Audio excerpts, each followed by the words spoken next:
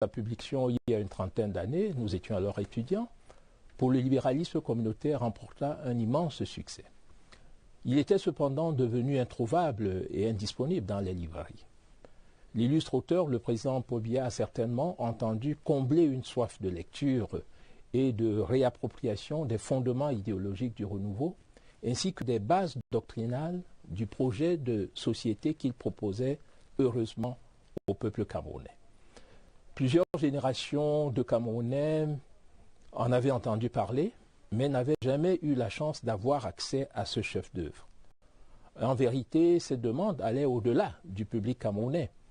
J'ai eu la chance, l'immense privilège de l'expérimenter en novembre dernier à Dakar, à l'occasion des Assises internationales des écrivains africains. La fine fleur de l'intelligentsia, présente à ces assises dans la capitale sénégalaise, plébiscita alors pour le libéralisme communautaire en tant qu'œuvre de qualité remarquable et d'une facture exceptionnelle. Et pour cette raison fut décerné au président Biya le prestigieux prix spécial de haute reconnaissance et de fraternité de plume. Ainsi, il me semble qu'en proposant une édition revue et remise à jour de ce livre, le président Biya fait au peuple camerounais, une fois de plus, une offrande intellectuelle prodigieuse et stimulante dans le contexte sociopolitique actuel où le peuple s'interroge face à des propositions multiples et a soif de véritables boussoles éthiques et de repères idéologiques crédibles tels que ce que propose le président Paul Biya dans ce beau livre. Alors, en cette veille d'élection présidentielle au Cameroun, remettre au goût du jour pour le libéralisme communautaire, c'est la preuve que les idées qui sont développées restent d'actualité. Absolument. Dès la première édition, l'illustre auteur s'était engagé avec succès dans un essai de renouvellement de la réflexion politique au sujet des réponses les plus efficaces, les plus efficientes, des solutions les plus adaptées aux préoccupations et aux besoins de nos peuples. Il s'agissait de trouver une voie spécifique. Et pour le libéralisme communautaire, nous semble-t-il, se singularise par la portée visionnaire et avant-gardiste de son contenu. Il développe un argumentaire qui intègre une dimension prospective et anticipatrice par rapport à l'avenir. Déjà à l'époque, il proposait des solutions efficaces et lucides aux multiples défis auxquels sont confrontées les jeunes nations africaines, ou alors auxquels étaient déjà confrontées les jeunes nations africaines en général, et le Cameroun en particulier. Dans cet ouvrage, le président prescrivait également des mesures en adéquation avec les attentes réelles du peuple camerounais. Et ceci pas en apesanteur, mais à partir de la réalité sociale camerounaise. Cette réalité sociale avec ses valeurs traditionnelles, ses traditions, ses valeurs particulières, ses particularités, ses évolutions singulières, sa mémoire collective et sa dynamique sociale spécifique. Et en effet, plus que jamais, les prescriptions contenues dans ce livre à travers les différentes propositions sont d'une brûlante actualité. Et nous pouvons dire que pour le libéralisme communautaire, revêt un caractère transtemporel et transspatial. Ceci, pas seulement du fait de l'envergure, de la haute stature intellectuelle de l'auteur, mais de par la cohérence de ses analyses, la pertinence des solutions qui nous semblent inoxydables, inusables, et toujours valables. De fait, en 1987 déjà, le président Biya était en avance sur son temps. Je prends quelques exemples. Plusieurs années avant le fameux discours de la Baule, le président Biya proposait déjà la transformation en profondeur des principes et institutions politiques en vue d'instaurer un cadre de vie épanouissant pour l'homme camerounais. De même annonçait-il également la nécessité d'une charte des libertés. Cela s'est traduit effectivement par quoi? Par son engagement dès le début des années 1990 du processus de démocratisation, de transition vers le pluralisme, on partait alors du monolithisme au pluralisme, de promotion des droits de l'homme et de l'état de droit au Cameroun. Et cela est une réalité aujourd'hui. Cette réalité trouve ses racines, son fondement pour le libéralisme communautaire qui avait été conçu plusieurs années auparavant. Monsieur le ministre, quelles sont les principales lignes de force de ces thèses et propositions? Alors, ce livre se referme sur 30 objectifs pour le Cameroun. Et c'est dans ces 30 objectifs que sont résumés, dans la conclusion, les principaux objectifs, les objectifs fondamentaux à atteindre collectivement, d'où la notion de communauté collectivement, pour que le Cameroun devienne un pays émergent. Le président Biya se projetait déjà par rapport à un grand bond en avant dans la compétition internationale dans laquelle notre pays est partie prenante pour le progrès, l'épanouissement, le bien-être des peuples, et cela va de l'unité nationale, ces 30 propositions, à l'action internationale du Cameroun, en passant par la démocratie, l'économie, le social et la culture. À titre d'illustration, dans le chapitre 3 consacré à l'économie, le président Biya insiste sur la nécessité d'une planification démocratique du développement, sur la nécessité d'infrastructures qui sont la priorité, les infrastructures routières, pour notamment accéder aux zones les plus reculées. Il met en évidence l'agriculture en tant que priorité, de même que le soutien aux petites et moyennes entreprises. Tout un ministère a été créé en ce sens. Il insiste sur le nécessaire développement de l'industrie lourde, sur la maîtrise de la science et de la technologie, notamment à travers les NTIC, les nouvelles technologies de l'information et de la communication. Il en appelle à une plus grande efficacité de nos services. Déjà, la notion de gouvernance, la notion de bonne gouvernance y était présente, de même qu'il en appelle à la création des emplois décents, qui aujourd'hui est un concept à la mode, mais qu'il avait déjà pensé à l'époque, tout en l'accouplant avec la nécessité de mettre en œuvre un train de mesures qui conduisent à l'indépendance de l'économie nationale. En somme, le président Biya plaide pour une humanité plus solidaire et en appelle, et là nous sommes au niveau du chapitre 1er de l'ouvrage, à un rayonnement international accru du Cameroun, dont le rang sur la scène internationale, sur la scène diplomatique, est bien tenu. Le Cameroun est audible et crédible sur la scène internationale. Le président Biya donne également des recettes pour la construction effective d'une société politique nouvelle. Nous l'avons dit tout à l'heure, c'est le chapitre 2, de la même manière qu'il milite ardemment pour une économie au service de l'homme. Et à travers cela, on voit comment l'idée maîtresse de justice sociale est prégnante dans la pensée politique et dans l'action politique du président Paul Biya, qui en même temps énonce la nécessité de développer l'humanité en l'homme. Et lors de la cérémonie, Hilton, le professeur Ebenezer Njomlé, donc on connaît la dimension en tant que philosophe, a mis en évidence les qualités d'humaniste, les vertus d'humaniste du président Paul Biya. Et c'est de cette manière qu'il nous invite donc à bâtir une nation camerounaise forte et prospère.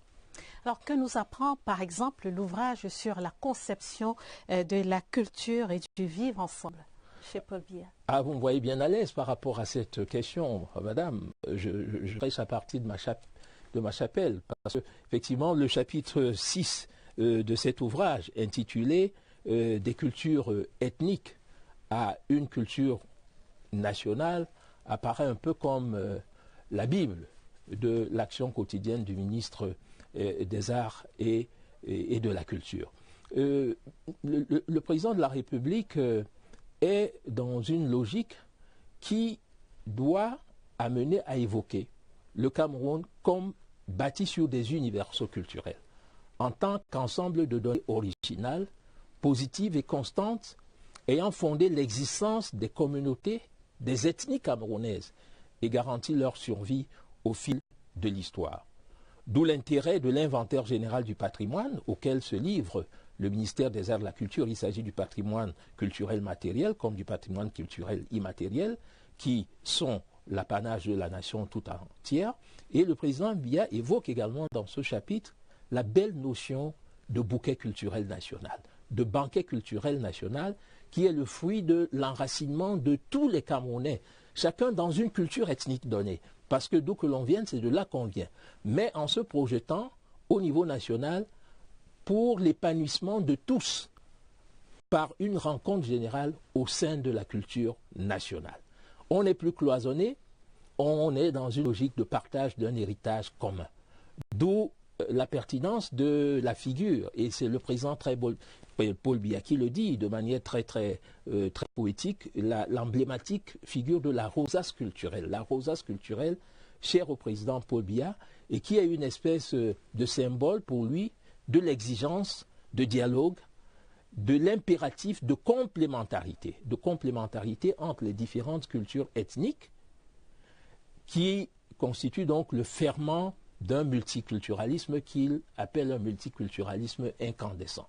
Incandescent, pourquoi? Parce qu'il permet de réchauffer les liens séculaires entre les différentes composantes sociologiques camerounaises, tout en renforçant la solidité de la nation camerounaise à travers cette notion ô combien actuelle de vivre ensemble harmonieux. Et le président Biya, nous avons l'habitude de le rappeler, comme nous l'avons dit lors du dernier FENAC, le président Biya a toujours présenté la culture comme le ciment de l'unité nationale.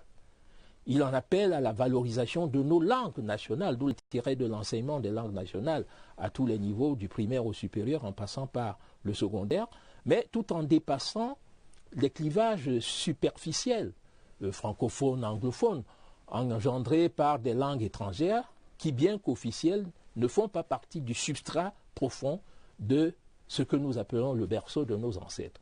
D'où la condamnation des hérésies divisionnistes, des convulsions et des frénésies sécessionnistes, et aussi la ferme condamnation des dissonances antipatriotiques. Madame Yabit, le président Paul Biya, nous en sommes tous convaincus, aime profondément le Cameroun. Ce livre est également un acte d'affection en faveur de son pays. Et quand on aime le Cameroun, cette belle Afrique en miniature, ce pays de merveilles artistiques, de beauté touristique, dans la richesse de sa diversité culturelle, on défend corps et âme son unité, son indivisibilité. D'où cet hommage permanent qui est rendu à nos forces de défense, qui se battent non seulement pour protéger l'intégrité territoriale de notre pays, mais également pour protéger la légitimité de la nation camerounaise qui se fonde sur ce vivre ensemble harmonieux et sur ce multiculturalisme ardent et incandescent qu'appelle de tous ses voeux le président Paul Biya dans son ouvrage. Et comment doit-on considérer cet ouvrage? Est-ce que c'est le livre de campagne du président candidat Paul Biya? Ah, cette question était inévitable. Écoutez, madame, il me semble, et cela tombe sous le coup du sens, que la parole présidentielle, contenue dans son discours, à travers ce livre, contenue dans ses professions de foi, contenue dans ses programmes de campagne, est crédible. Elle est intangible, elle est prestigieuse, elle est véridique. Le président Biya n'attend pas une campagne électorale pour produire des effets à travers sa parole. Les effets de sa parole, de la parole présidentielle, sont tangibles et palpables. Ils sont quotidiens, concrets et effectifs dans tous les secteurs de la vie nationale. Tous les secteurs où les progrès, les transformations bénéfiques, les mutations positives sont évidents. Même si, comme lui-même aime à le rappeler, le président Paul Biya, l'œuvre humaine est toujours à parfaire, nul ne peut, de bonne foi, nier l'évidence, l'effectivité et la réalité des progrès enregistrés sous la magistrature suprême du président Paul Biya sur divers plans. Multiplication des structures socio-éducatives, développement des infrastructures routières, prolifération des structures de santé. Oui, nous disons prolifération parce qu'aujourd'hui, même dans des villages plus reculés, on rencontre des centres de santé intégrés, mais également efforts considérables en matière d'indépendance énergétique à travers la construction de grands barrages.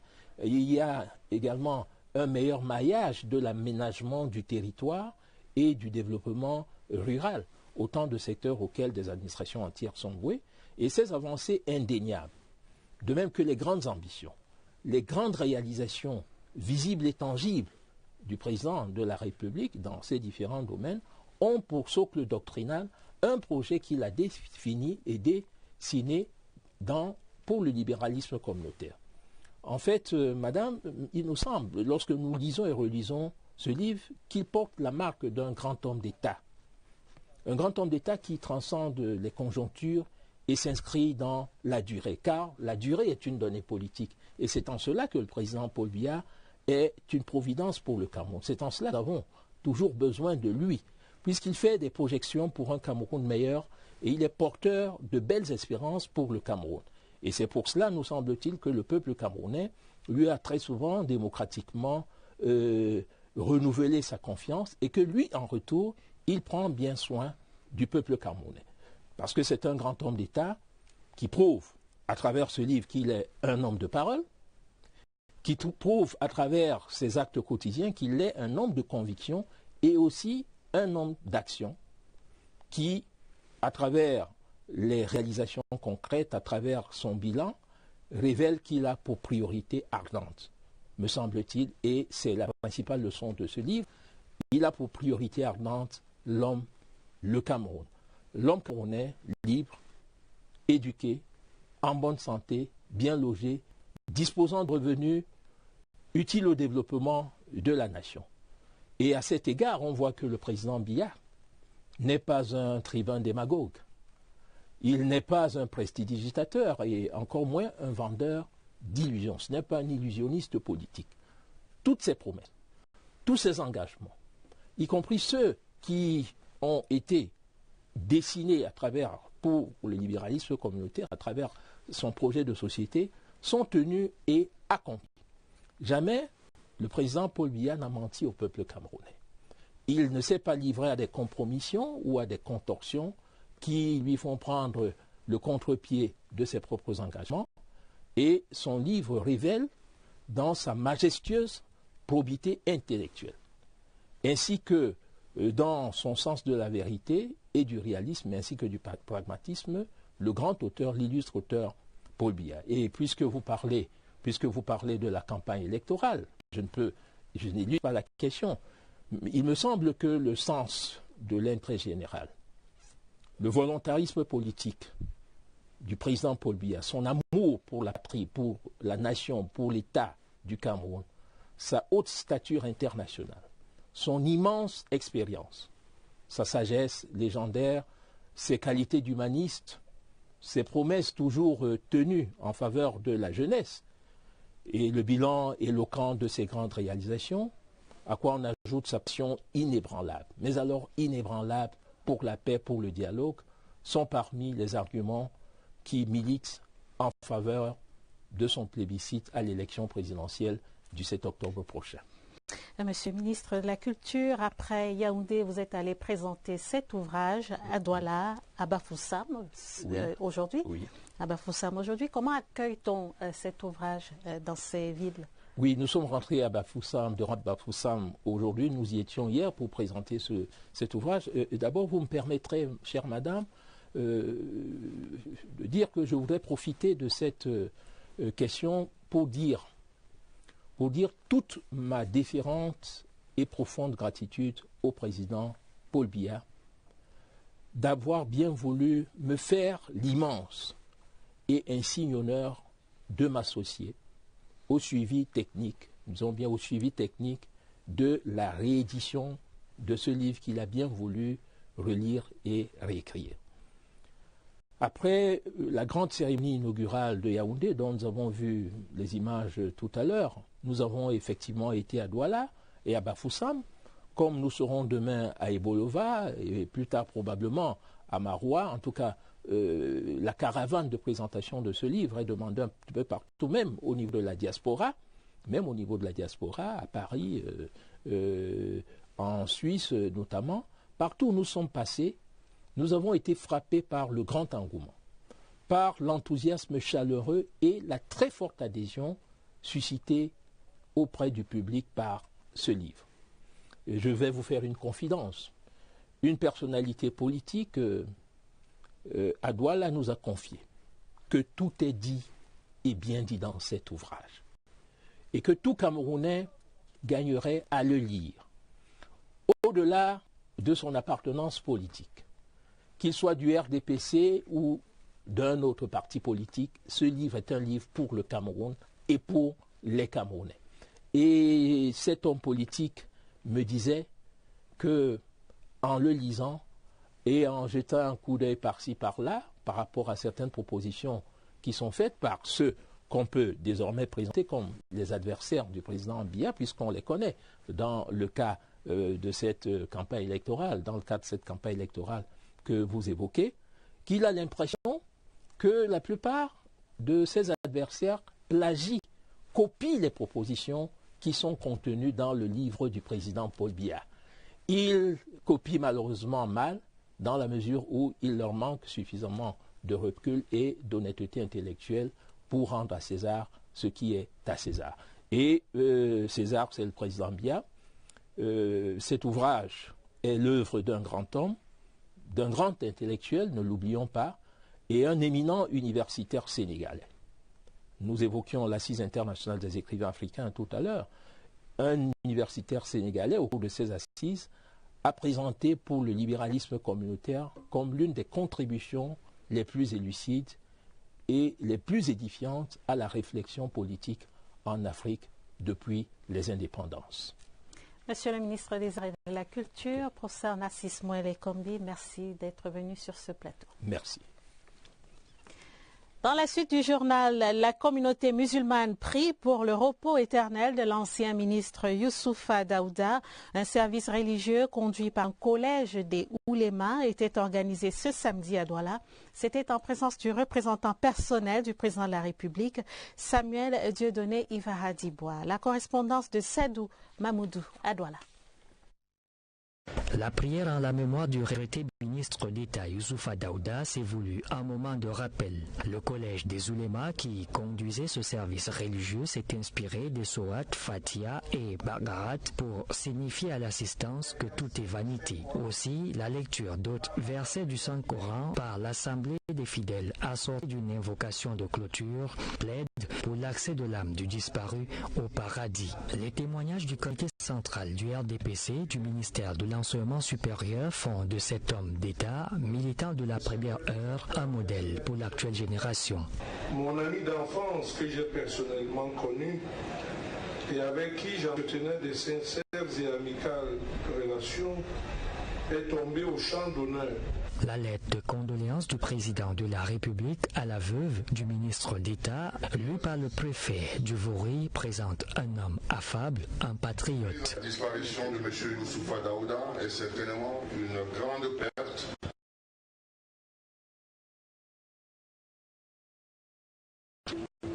Notre parti pour lequel il était dévoué et le Cameroun pour qui il était un fils digne et patriote.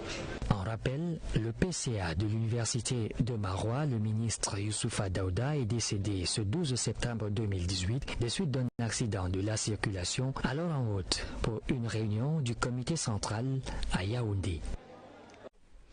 Cérémonie officielle solennelle d'inhumation du patriarche Kadji Defosso à Bana ce samedi également.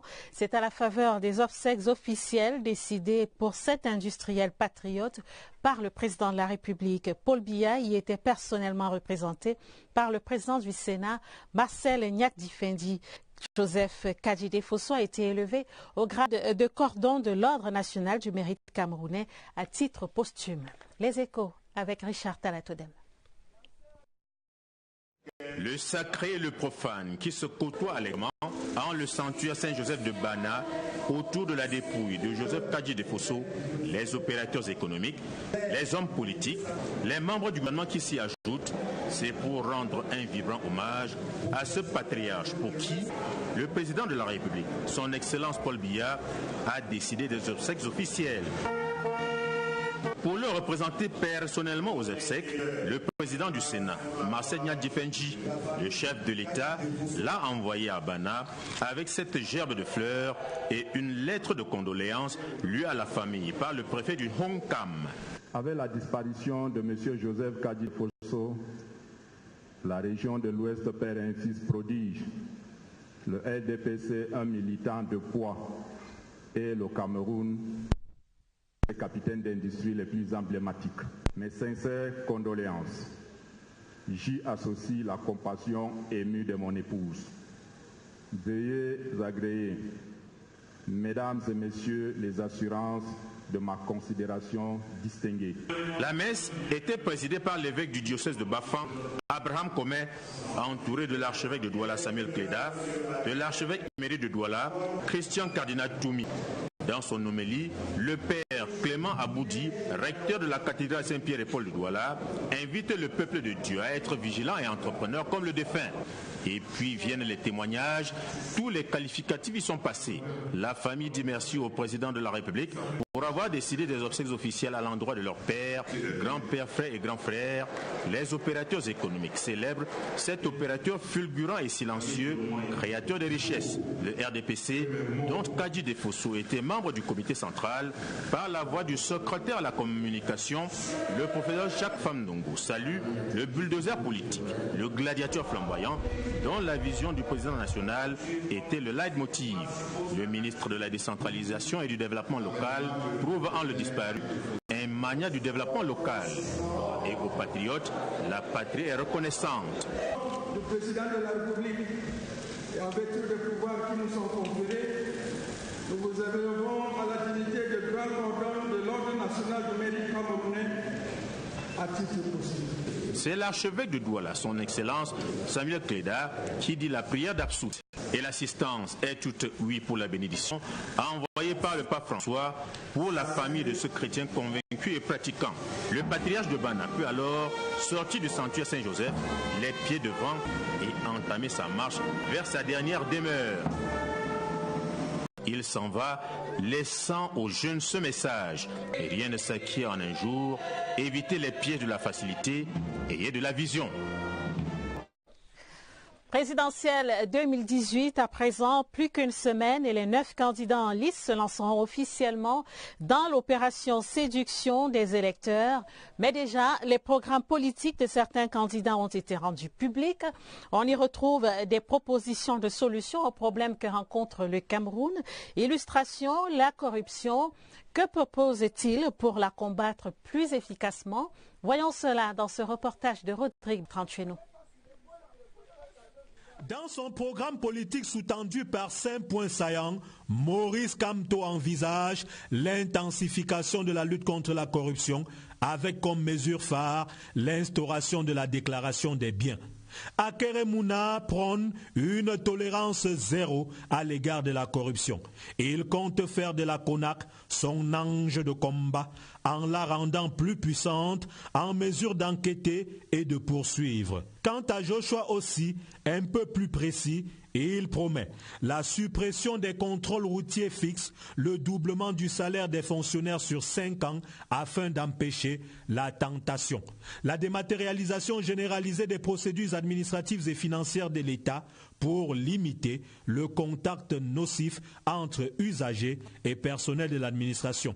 Quant à Paul Biya, les structures mises en place ces dernières années pour assainir la gestion de la politique chasseront davantage en meute pour que les prévaricateurs rendent gorge.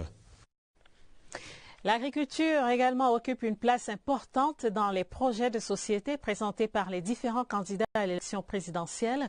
Ils proposent pour la plupart de booster les productions actuelles afin d'assurer la sécurité alimentaire au Cameroun. Les détails avec Alvin Gizelzi.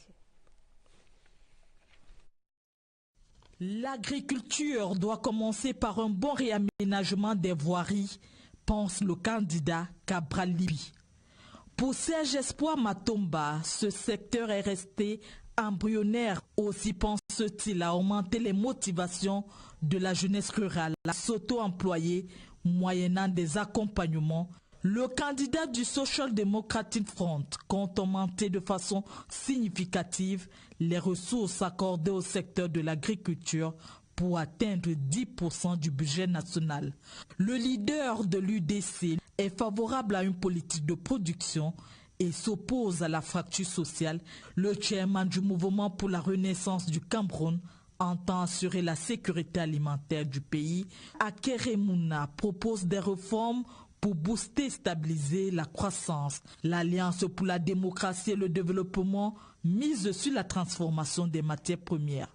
Comme d'autres candidats à la présidentielle, Franklin Difora Fanhui, l'homme de Dieu entend booster le développement agricole. le plan national agricole. En fortifiant l'agriculture, vous allez lancer le Cameroun vers une véritable émergence. Les candidats à l'élection présidentielle du 7 octobre prochain entendent donc faire de l'agriculture la principale source de croissance et de devises. L'actualité dans le nord-ouest, une rumeur persistante faisant état d'une prétendue attaque a entraîné la panique au sein des populations. Le gouverneur de la région rassure et appelle au calme. Adolphe Lélé-Lafrique donnait hier un point de presse. Il a annoncé par ailleurs pour les prochains jours un contrôle systématique des personnes et des biens dans la région. Je vous propose de l'écouter. Au cours d'opérations routières de recherche et des menées vers les autres parties du pays et d'autres qui entraient ont été découverts en possession d'armes à feu, de munitions, d'engins explosifs artisanaux, de drogue, entre autres objets compromettants, indiquant clairement que les activistes se préparaient à étendre la violence au-delà de la région, d'autres y arrivant pour la perpétuer. Tout propriétaire et conducteur de véhicules à usage personnel et commercial pris en flagrant délit de transport d'activistes terroristes ou du matériel compromettant et ceux facilitant la dite activité seront considérés comme terroristes et traités comme tels. Les dispositions appropriées sont prises par les services compétents pour garantir leur sécurité aux fonctionnaires et agents de l'État d'évacuer à leurs occupations respectives. Et même son de cloche dans le sud-ouest où le gouverneur Bernard Okalabilay est descendu sur le terrain pour rassurer les populations. Dans les agences de voyage où il s'est rendu, il a invité tous ceux qui s'apprêtaient à quitter la ville à regagner leur domicile respectif. Les détails avec Charles Lebon-Nuesso à Buea. Les forces de sécurité et de défense, l'administration et tous les autres leaders de bonne volonté sont là pour encadrer cette population, assurer leur sécurité. Il y a des manipulations, des rumeurs qui circulent que les forces de défense, de sécurité vont lancer l'assaut. Quel assaut? Les forces de défense contrôlent la situation. Elles ne lancent pas l'assaut. C'est plutôt les terroristes qui veulent lancer l'assaut et les forces de sécurité sont là pour casser cet assaut. Il faut que la population reste chez elle, qu'elle collabore avec les forces de sécurité. Le gouverneur de la région du Sud-Ouest, Bernard Okalabilay, au micro de Charles Lebon-Nuesso. Dans la région de l'Est, la restauration de la sécurité le long des frontières préoccupe le Cameroun et la République centrafricaine. Des échanges bilatéraux se sont tenus hier vendredi à Garoua-Boulaye en présence du ministre centrafricain de la Défense, Marie-Noëlle Koyara, qu'accompagnait le ministre de la Justice et des Droits de l'Homme, garde des Sceaux. Au terme des travaux, des accords concernant les manœuvres militaires conjointes ont été paraphés. Arlequin Soaibou, CRTV Est. Depuis quelques mois, les FARCA, les forces armées centrafricaines, montent en puissance en matière de formation, d'entraînement, de renseignement et des opérations. La création récente de la 4e région militaire en République centrafricaine, avec pour poste de commandement Bouar, place ce dispositif sécuritaire face à la frontière est du Cameroun. La zone de défense Bouar est opérationnelle parce que nous venons de commencer le redéploiement des militaires au niveau de la garnison de Bouar. Et c'est cela qui nous a aussi beaucoup motivés à venir ici. Les officiels camerounais et centrafricains ont paraphé des accords sur plusieurs points et entré aux échanges et surtout à l'organisation des patrouilles conjointes et simultanées tout au long de nos deux frontières. La situation sécuritaire à la frontière commune s'est beaucoup améliorée ces derniers mois. Cela veut dire que les mécanismes existants fonctionnent.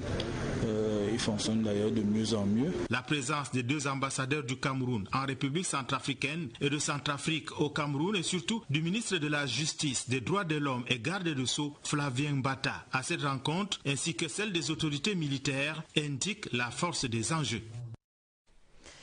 Dans l'extrême nord, à quelques semaines de la présidentielle, le chef d'état-major des armées vient de visiter les unités opérationnelles des régions militaires interarmées numéro 3 et 4 à Marois. Le général de corps d'armée René-Claude Meka rassure, la situation est sous contrôle dans cette partie du pays pour un scrutin présidentiel en toute sécurité le 7 octobre. Les précisions de Malmoussa Le Doublez à Marois. En cette veille du scrutin présidentiel, les unités opérationnelles des régions militaires interarmées, visitées par le chef d'état-major des armées, sont déjà parées.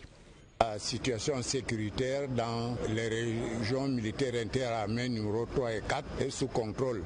La vie reprend son cours normal, les activités économiques reprennent, les écoles ouvrent à nouveau, les populations vaquent paisiblement à leurs occupations, mais nous devons rester extrêmement vigilants. Les troupes déjà mobilisées ont un bon état d'esprit pour assurer la sécurité des équipes de campagne et le vote du 7 octobre prochain. Je suis venu ici pour pouvoir contrôler auprès des chefs militaires la manière dont les mesures que nous avons prescrites sont exécutées. Nous allons tout faire pour que l'élection présidentielle se déroule dans de très bonnes conditions. La tournée du chef d'état-major des armées traduit la volonté et l'engagement de l'armée à remplir avec honneur et fidélité sa mission pendant cette période électorale. Près d'un demi-millier de sous-officiers de la gendarmerie viennent de recevoir leurs attestations de fin de formation en vue de l'obtention du certificat d'aptitude technique numéro 3. La cérémonie de clôture du 17e CAT3 était présidée par le secrétaire d'État à la Défense chargé de la gendarmerie au camp Yaya PC Yaoundé. Galax Etoga a invité les récipiendaires à plus de discipline et de professionnalisme dans les missions qui leur seront assignées. Pierre Evembe. Dans Yaya Moussa Yaoundé, la gendarmerie nationale progresse dans la réalisation des défis sécuritaires qui l'interpellent au quotidien.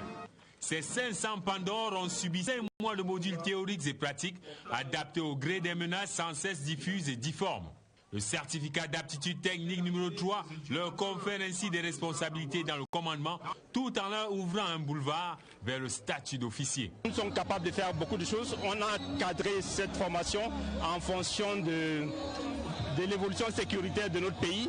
Avec ce CAT3, je peux déjà commander une brigade, une section. Un gendarme radié, 3 sévèrement sanctionné au cours de la formation. Le secrétaire d'État à la Défense est revenu sur la discipline qui constitue l'âme même du soldat. Sans esprit de discipline, votre parchemin de ce jour est vide de sens. En étant discipliné, vous agirez avec le maximum d'efficacité et obtiendrez un rendement conséquent. Galax et Toga invité ses charnières. Vous devrez mettre en œuvre toutes les compétences acquises au cours de votre formation pour faire votre devoir, tout votre devoir, rien que votre devoir, afin de garantir un vote libre, dans le calme et en toute sécurité, sur toute l'étendue du territoire national. Les voici, ces commandants d'unités en puissance, prêts à vous donner cette image de la gendarmerie qui assure et rassure. Des dispositions précises seront prises pour préserver la réserve du bois des singes de Douala. Promesse du ministre des Forêts et de la Faune, Jules Doré-Ndongo, qui vient d'effectuer une visite de travail à Douala.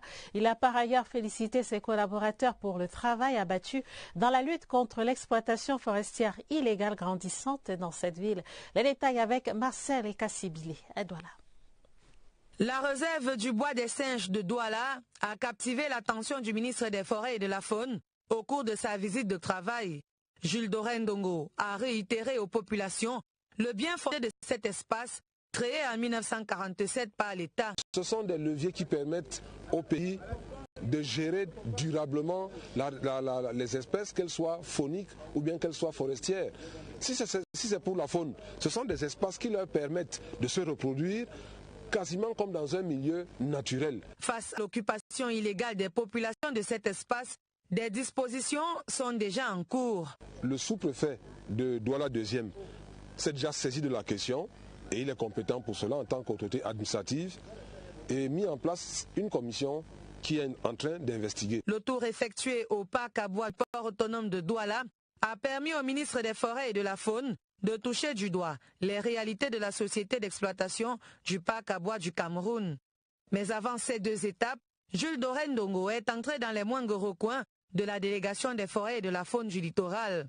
À ce niveau, il a félicité les équipes dont les résultats du travail sont visibles à travers les récentes saisies à Douala de 800 kg d'écailles de pangolin, 112 pointes d'ivoire et 80 kg de viande de gibier interdit de chasse. Au cours d'un échange qui clôturait cette visite de travail, Jules Dorendongo a enregistré quelques doléances, la principale étant l'insuffisance du personnel dans les différentes unités. Le Fonds pour l'environnement mondial au Cameroun vient d'organiser à Yaoundé une rencontre sur le dialogue national. Les travaux étaient l'occasion de communiquer sur les critères de sélection de 5 projets environnementaux, ceux-là qui vont bénéficier d'un financement des partenaires au développement. C'était un plan du ministre de l'Environnement, Hélé Pierre. Les détails avec Stéphane Zembomo, stagiaire de l'ESTIC. Les experts des problèmes environnementaux étaient réunis autour d'une même table pour questionner l'état du dialogue national au sein du FEM, le Fonds de l'environnement mondial. Les acteurs du secteur se sont accordés sur l'impératif de garantir à notre pays un environnement sain. Il y a 3 secteurs qui sont concernés. Changement climatique, biodiversité et la dégradation de terre. Donc nous avons grosso modo 10,99 millions de dollars pour la biodiversité. Occasion aussi pour le ministre Hélé Pierre de dire merci à tous les partenaires du Cameroun, entre autres le FEM, le PNUD, la Banque mondiale, la Banque africaine de développement, pour tous les projets financés jusqu'ici. Les statistiques parlent alors de 380 millions de dollars, soit environ 8 milliards de nos francs. En somme, les participants aux travaux ont été édifiés sur les mécanismes de coordination et de suivi du FEM, empreint d'un esprit de dialogue national. Le ministre de l'Élevage, des Pêches et des Industries animales est à Douala. Dr Taiga effectue une visite de travail dans les services déconcentrés de son département ministériel et auprès des structures en charge de la production et de la transformation animale dans la région du littoral. Hier vendredi, il s'est rendu dans plusieurs exploitations avicoles et dans les unités d'aquaculture et de production laitière du Vouri et du Mungo. Plus de précisions avec Rufin Kacham, CRT Littoral. Du docteur Taiga à la couverture de Ntobo. L'aviculture camerounaise est sur les rails de l'industrialisation. Dans cette unité de production des poussins d'un jour, on surfe sur l'élevage de 2e génération. Cette entreprise que je visite, vous l'avez vu, est une entreprise inclusive qui crée de la valeur ajoutée, qui crée de l'emploi et qui crée de la richesse. Autre site qui accueille le ministre, cette unité de production laitière. Le docteur Taiga est ici bluffé par l'audace d'une jeunesse qui ose. Ce team est un collectif de jeunes Camerounais, citoyens, formés à l'École nationale supérieure des sciences agro-industrielles de l'Université de Ngaoundéré.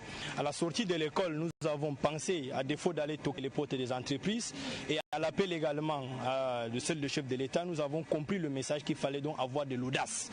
Et avoir de l'audace suppose qu'il faut donc créer, innover. Autre secteur qui réussit aux jeunes, l'aquaculture. Le savoir-faire camerounais dans le domaine de l'élevage hors sol du poisson et du tissage des filets s'exporte, comme l'a constaté le docteur Taiga à Bonendale et à Boadibo. Après s'être félicité de cette initiative, le cap est mis sur Dibombari. Le ministre apprécie ici les efforts d'une coopérative dans le domaine de l'aviculture et de la porciculture. Le directeur général de la SODECAO revient d'une visite de travail dans la région du Sud. Jean-Claude Eko-Aquafan a visité la plantation d'expérimentation et de démonstration dans la localité de Minkol, c'est dans le Djaïlobo, ainsi que des champs sémenciers de Koevon, c'est dans la Villa. Voici le compte rendu de Pierre Binambarga. Le centre spécialisé de Koevon reste l'un des nerfs de la production cacaoyère du Cameroun. La superficie totale des champs semenciers atteignait 103 hectares avec la production annuelle de plus d'1 million de cabots sélectionnés. Aujourd'hui, l'urgence est de réhabiliter la structure. Entretenir 44 hectares avec 32 personnes, vous voyez, vous avez une proportion de moins d'une personne par hectare. Le directeur général de la SODECAO, Jean-Claude Eko Aquafan, guidé par le chef de centre, visite ici le verger qui produit actuellement 80 000 cabos. Ça nous permet de prendre la mesure, n'est-ce pas, de l'effort qui doit être fourni par l'État. Il n'y aura pas de relance de la cacao-culture sans une réhabilitation d'un Kwevon, comme des autres grands champs, Nancy, Mangan et Abomba. Le centre spécialisé d'un Kwevon possède un potentiel de production de cabos semences encore largement sous-exploité. Le directeur général de la SODECAO a également visité des cacaoyères dans le Djaïlobo et dans l'Anvila. Avec ses périphes interrégionales Est, Centre, Sud, Jean-Claude Ekwakwafan dispose désormais des outils qui lui permettent d'avoir une idée claire de ce qu'il attend comme travail à la SODECAO. Et puisqu'on parle de cacao, Foire Cacao dans l'Alquier, l'arrondissement des Bebda abritait l'événement jeudi dernier. L'occasion de sensibiliser les jeunes du département sur la cacao-culture. Près de 250 d'entre eux ont bénéficié d'une formation dispensée par des acteurs de la relance de la cacao-culture. L'événement a été présidé par le ministre de l'Agriculture, Henri Eyebéaïssi. Reportage Agnès Sonange à Bessolo. Les dérivés du cacao disposés pour dégustation. Nous sommes à la place des fêtes de la commune des Bebda, l'un des 9 arrondissements du département de l'Alquier, dans le centre. La foire cacao bat son plein. 250 jeunes invités à apprendre les nouvelles techniques de production de leur verre. Depuis la recherche jusqu'à la production et la commercialisation, le processus exige une certaine application. Au PA3C, nous prenons les regroupements. Parce qu'on s'est rendu compte que ce qui fragilise les producteurs, c'est le fait qu'ils soient éparpillés et qu'ils agissent individuellement. Donc, en les regroupant, ils sont plus forts. La présence des acteurs clés de la relance de la cacao-culture en dit long. Sous la bannière du Fonds de développement des filières cacao et café, le ministère de l'Agriculture et celui du Commerce accompagnent l'événement.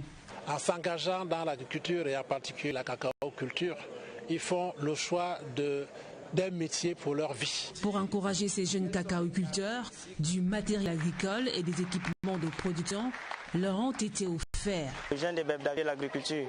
Donc ce matériel va nous permettre vraiment de mieux suivre nos cultures dans nos différents champs.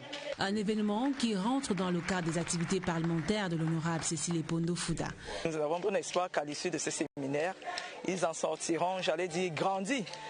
Parce qu'ils auront senti à quel point l'activité à laquelle ils s'adonnent aujourd'hui a de la valeur. De la bonne graine puisée à bonne source pour relever le défi de la cacaoculture au Cameroun. Des infrastructures scolaires construites dans le département de la MIFI par le sénateur Sylvestre Ngouchingué ont été rétrocédées hier vendredi à l'État du Cameroun. La cérémonie était présidée par le ministre de l'Éducation de base, Youssouf Adidja Alim, qui a salué le partenariat public-privé qui permet d'améliorer l'offre scolaire. Reportage Jean de Dieu Coignet, CRT Ouest à Bafoussam. C'est au total 118 salles de classe, modernes tant publiques que confessionnelles, 34 bureaux et 2 ateliers de travaux construits par le sénateur Sylvestre Ngouchingué du département d'Amifi qui sont ainsi rétrocédés à l'État du Cameroun. Cette action en faveur de l'éducation est saluée par le maire de la commune de Bafoussam, Daniel Defonkou, tout comme l'élite de la Messie. Pour le sénateur Sylvestre Ngouchingué, en offrant ces infrastructures scolaires, il est question d'accompagner le chef de l'État, son Excellence Paul Biya, dans sa politique de formation de la jeunesse, en offrant un cadre adéquat pour la quête du savoir. Le ministre de l'Éducation de base, Youssouf Adidja Alim, a salué ce partenariat privé-État. Notre pays vous remercie pour les nombreuses actions que vous entreprenez en faveur du développement communautaire. C'est un signe d'engagement à accompagner le gouvernement dans la réalisation de ses missions. La cérémonie s'est déroulée en présence de plusieurs membres du gouvernement et a donné l'occasion de primer plus de 1000 élèves de la région de l'Ouest qui ont réussi avec mention leur examen session de 2018.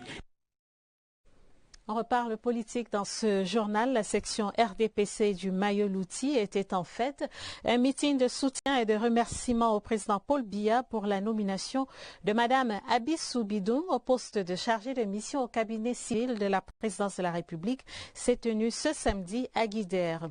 Compte rendu, Claver Pascal Ndanga, CRTV Nord.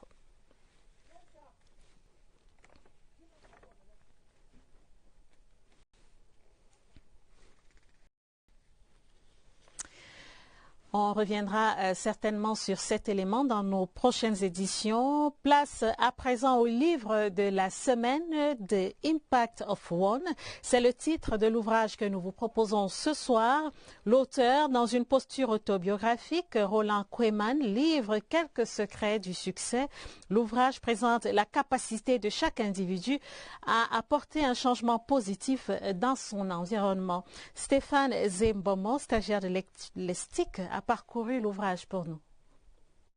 Ne soyez pas dérouté par le titre de cet ouvrage décliné dans la langue de Shakespeare. Il est entièrement écrit en français et retrace la trajectoire autobiographique de Roland Koeman, son auteur, avec comme vision philosophique la capacité de tous et de chaque individu à créer un changement positif. L'ouvrage met en scène la découverte par l'auteur de son propre potentiel et sa capacité à influencer son environnement. Il séquence sa philosophie de la réussite en 3 chapitres. D'abord, le chemin de son enfance, période au cours de laquelle les difficultés rencontrées n'ont d'égard que de fortifier son envie de réussir. Fort de cette attitude, il devient en 2010 le premier et le seul Camerounais à avoir occupé la présidence de la Jeune Chambre internationale. Vient alors la phase des défis qui structurent toute aventure humaine. Des défis évoqués dans la 2e partie de son livre. La 3e partie, enfin, s'arrête sur sa vie familiale et ses rencontres professionnelles. On découvre un personnage avec une vie conjugale relativement stable, l'un des facteurs ayant contribué à sa réussite. Roland Koeman nous balade aussi à travers un album photo dans l'univers de ses rencontres avec des personnalités identifiées comme modèles de son point de vue. Le pape Benoît XVI, le Dalai Lama, le président Mugabe et bien d'autres références.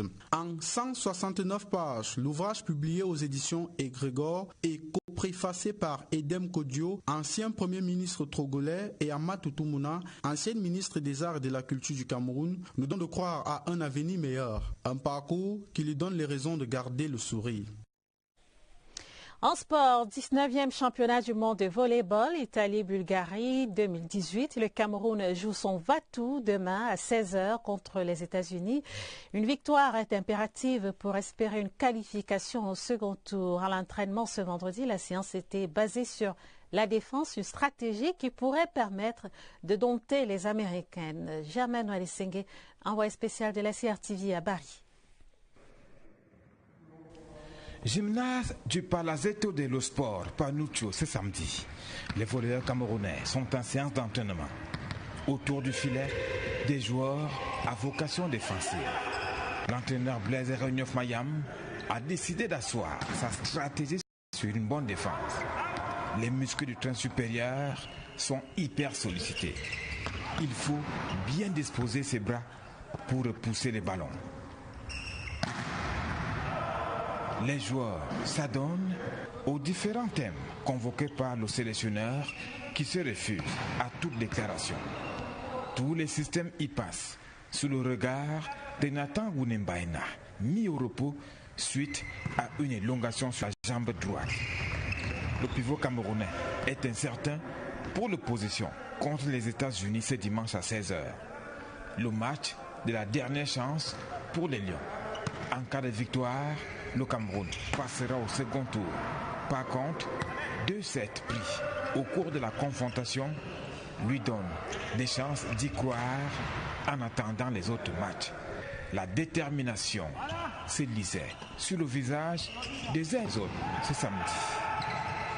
Un indicateur qui témoigne que les joueurs ont bien des capacités réelles de surprendre les États-Unis. On va souhaiter bonne chance à nos Lions.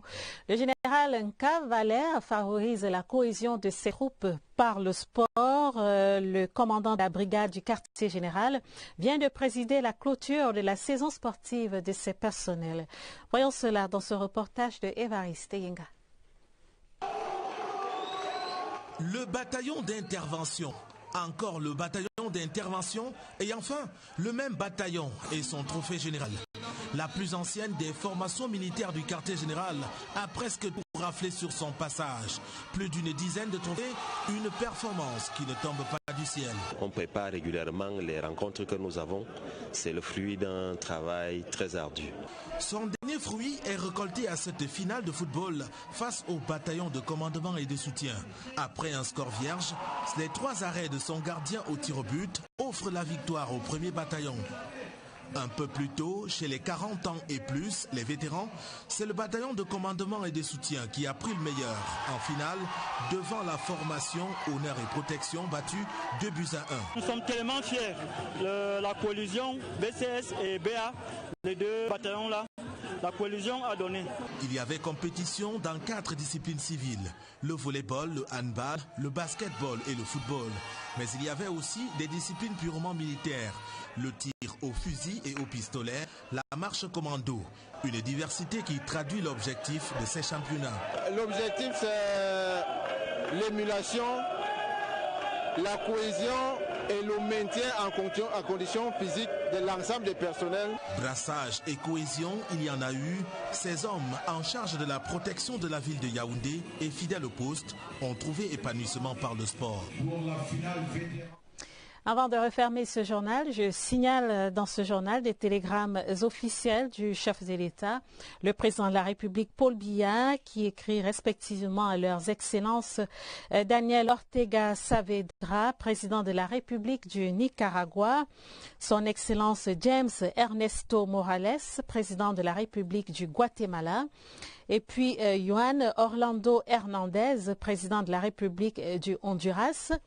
Et enfin, Carlos Alvarado, président de la République du Costa Rica, et Salvador Sanchez Serrin, président de la République du Salvador. Le chef de l'État leur adresse ses vives et chaleureuses félicitations pour la célébration ce 15 septembre de la fête nationale de leur pays respectifs. C'est la fin de ce journal, Madame, Monsieur. Merci de nous avoir suivis. Une édition préparée avec la collaboration de Sidoine Moncam. Prochain rendez-vous avec l'information sur la CRTV à minuit. Vous serez en compagnie de Dieudonné Ezra et Elvis Teke. Quant à moi, j'aurai le plaisir de vous retrouver demain quand il sera 20h30. Excellente soirée en compagnie de nos programmes. À demain.